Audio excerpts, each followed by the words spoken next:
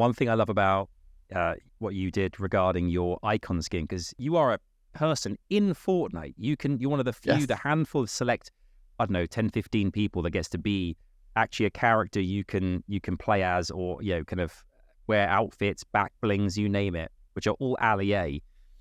The process there when you were deciding on the emotes, and what was that process like from the design perspective? And did you always want to find a way to address that negativity in Fortnite as a way of saying, I'm owning this, it was who I am? What was that process like for you?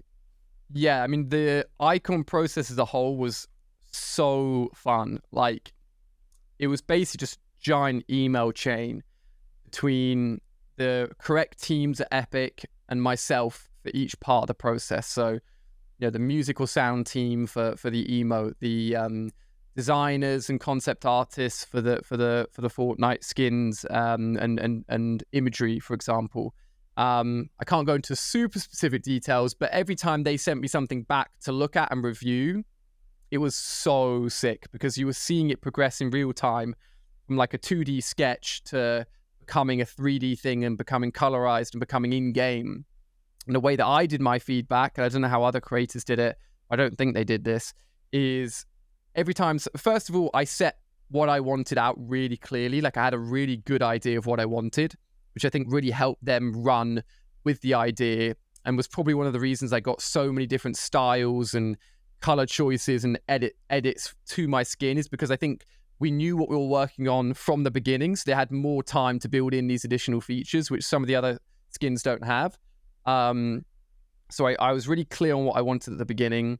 I actually think someone on my team suggested the whole riding a Diplodocus with the alia music playing, like rolling two memes together.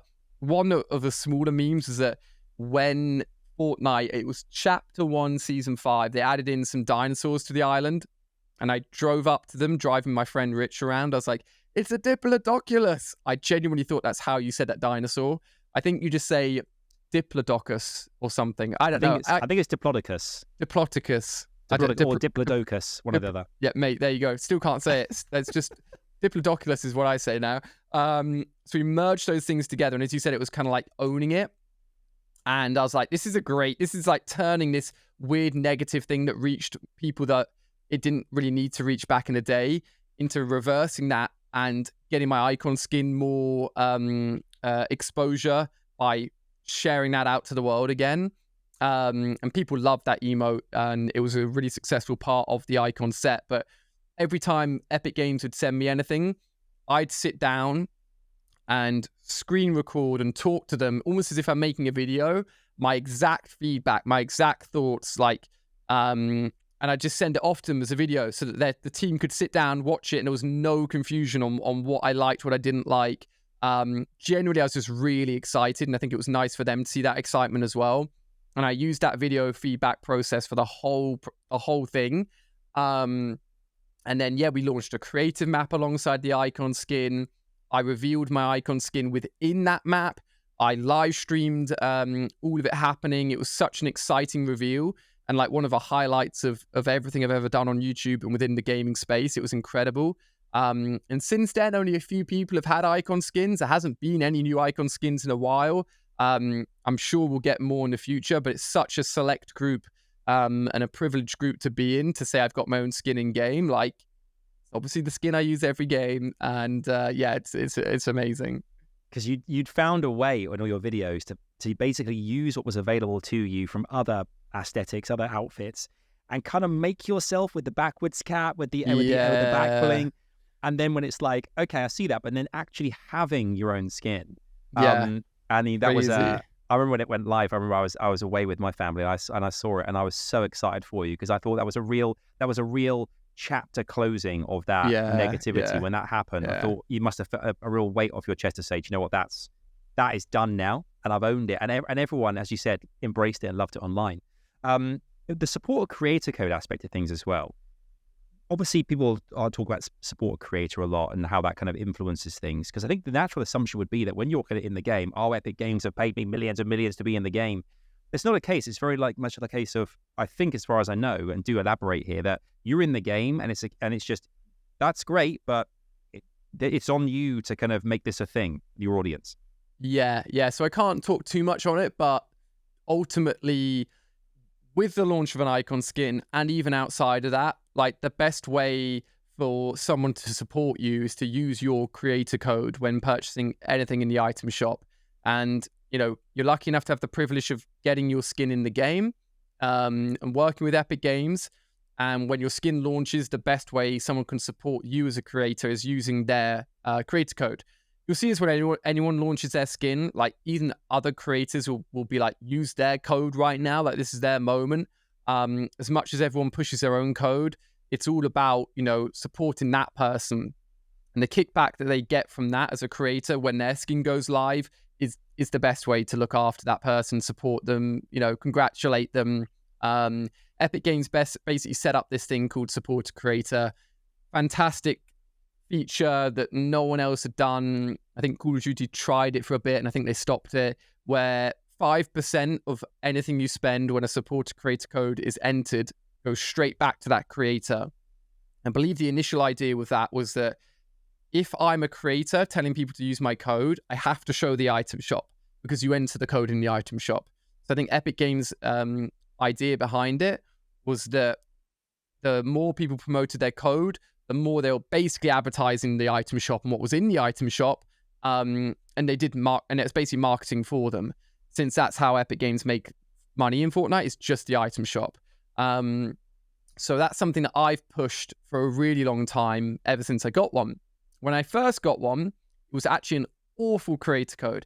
It was, hey, it's me, alia, because I think the creator code was linked to your Epic Games name, and that was my Epic Games name back then.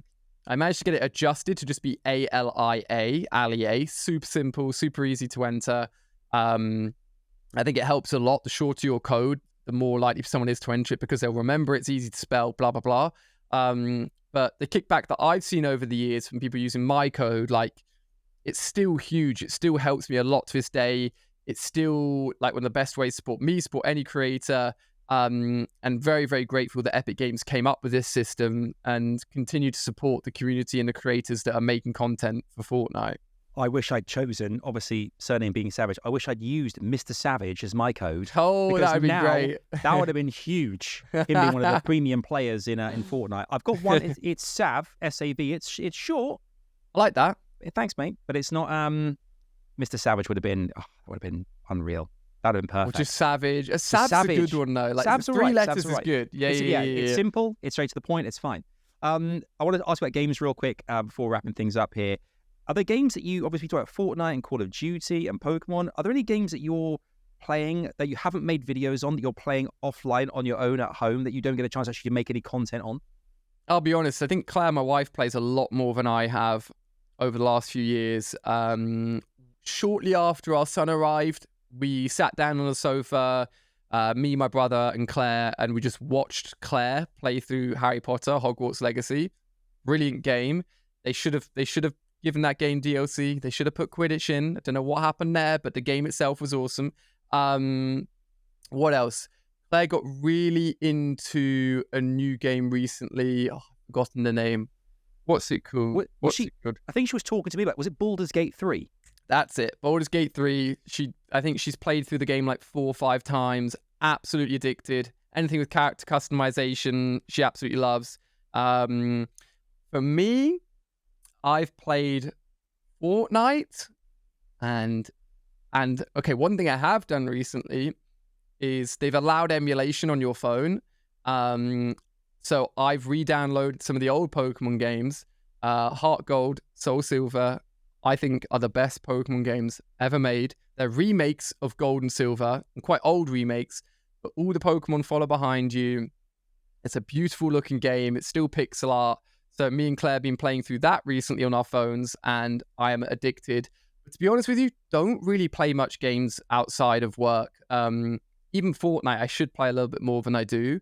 I try, and now in my spare time, like hit a golf ball, try and get outside the house, go on dog walks, or do things around the house, or see friends, hang out. So it's kind of like boring adult stuff, to be honest with you. I'm waiting for that next game to come out to really pull me in and get hooked again. So we'll have to see. I'll have to see. It could be GTA 6. We don't know yet. I think it could. It could be. Never know. Thank you so much for watching this episode of Hop on Comms. You can be sure to support the channel by liking the video if you did, leaving us a comment as well. We love reading those. And of course, subscribing to the channel to ensure that you never miss an upload as well. We are across all audio platforms, on socials as well. You can find each of those in the description down below. Thanks for taking the time out to watch this, and we hope you enjoyed alia being on the show.